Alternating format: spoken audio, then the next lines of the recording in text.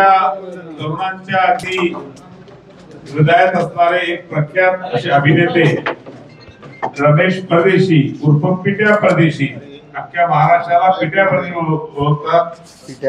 आतापर्यंत ते महाराष्ट्र नवनिर्माण सेनेचे महाराष्ट्र राज्याचे उपाध्यक्ष होते। आज भारतीय जनता पार्टीत त्यांचा प्रवेश होतोय। मी माननीय प्रदेश अध्यक्षांना विनंती करतो की त्यांनी त्यांचा प्रवेश या ठिकाणी करावा। भारतीय जनता पार्टीचा, भारतीय जनता पार्टीचा त्यांच्यासह त्यांचे जे सहकारी या त्यांचाही प्रवेश या ठिकाणी होतोय। चित्रपट क्षेत्रात एक चांगलं संघटन त्यांनी उभं केलंय। सर, आज भारतीय जनता पार्टीमध्ये सगळ्यांना नमस्कार आणि जय महाराष्ट्र। मी बालपणापासूनच राष्ट्रीय स्वयंसेवक संघाचा स्वयंसेवक आहे, परंतु महाराष्ट्र नवनिर्माण सेना चित्रपट सेनेबरोबर आणि माननीय राजसाहेबांबरोबर गेली 20 वर्ष काम करत होतो।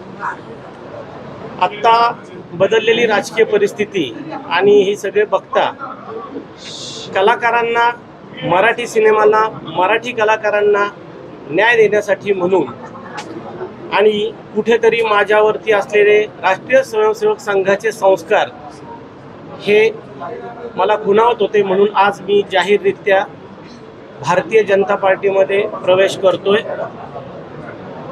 भारताचे पंतप्रधान माननीय नरेंद्रभाई मोदी ज्या कणखरपणे देश चालवत आहेत, त्याचप्रमाणे आपल्या या महाराष्ट्र राज्यामध्ये मराठी असलेले कलाकार, मराठी असलेले सिनेमा कलाकार, मराठी सिनेमा आणि त्याच्याशी संबंधित असलेल्या ज्या काही अडचणी असतील त्या राज्य शासन आणि केंद्राच्या माध्यमातून माझा सोडवण्याचा प्रयत्न असेल आणि या निमित्तानं मुख्य प्रवाहामध्ये काम करून, जसं संघामध्ये सर्वत्र मानलं जातं की राष्ट्र प्रथम, देश हा सर्वोच्च ठिकाणी ठेवून काम केलं जातं, त्याच तत्वावरती आज विश्वास ठेवून मी माझ्या सर्व मित्रांसह इथं प्रवेश करतोय।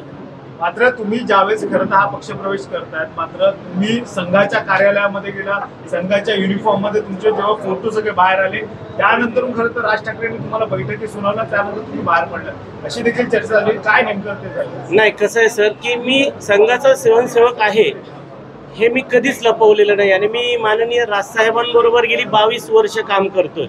सोशल मीडिया आत्ता 15 वर्ष आले, त्यामुळे त्याच्यावरती तुम्ही जर पाहिलं तर प्रत्येक दसऱ्याच्या संचलनाचा माझा फोटो असेल, कारण कुठल्याही बाकी उत्सवाचा संबंध येत नाही। परंतु राजसाहेबांनी सुनावलं वगैरे असं नाही, कारण ते कुटुंब प्रमुख आहेत आणि राजसाहेब हे खूप मोठे आहेत, त्यामुळे त्यांनी काही बोललं तरी एक कुटुंब प्रमुख या नात्याने आम्ही तेवढंच खिलाडू वृत्तीनं ते घेतो। प्रश्न असा आहे की संघ, राष्ट्रीय सेवक संघ हा माझ्या संस्काराचा भाग आहे।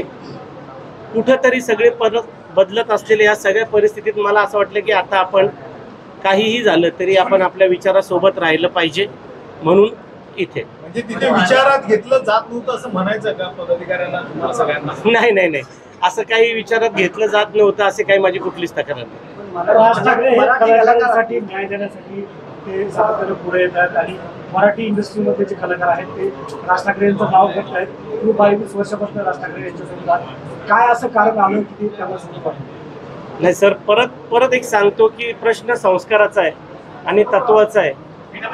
संघ हा माझा संस्कार आहे आणि मी राष्ट्रप्रथम या तत्वावर चालणारा माणूस आहे। कुठंतरी आज माझा संस्कार, मला संस्काराने माझ्या सांगितलं की तू तुझ्या विचारांसोबतच असलं पाहिजेस, म्हणून आहे। बाकी माझे नाही, मी नाही इतक्या मोठ्या साहेबांवरती बोलणं इतकी माझी कुवत नाही, त्यामुळे मी त्यांच्यावर नाही बोलू शकत। सांगतात की इतक्या वर्षापासून त्यांच्यासोबत काम करत होतो, मात्र नेमकं काय अडथळा आला?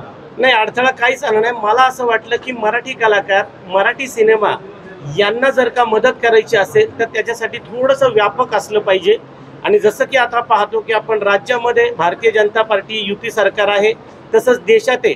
मला असं वाटलं की या माध्यमातून मी या महाराष्ट्रातल्या मराठी कलाकारांसाठी अजून जास्त चांगलं काम करू शकतो। भारतीय जनता पार्टीची आहे म्हणून तुम्ही जॉईन केलं? सॉरी, फक्त भारतीय जनता पार्टीची आहे म्हणून तुम्ही जॉईन केलंय? मी काम करण्यासाठी तुम्ही म्हणताय?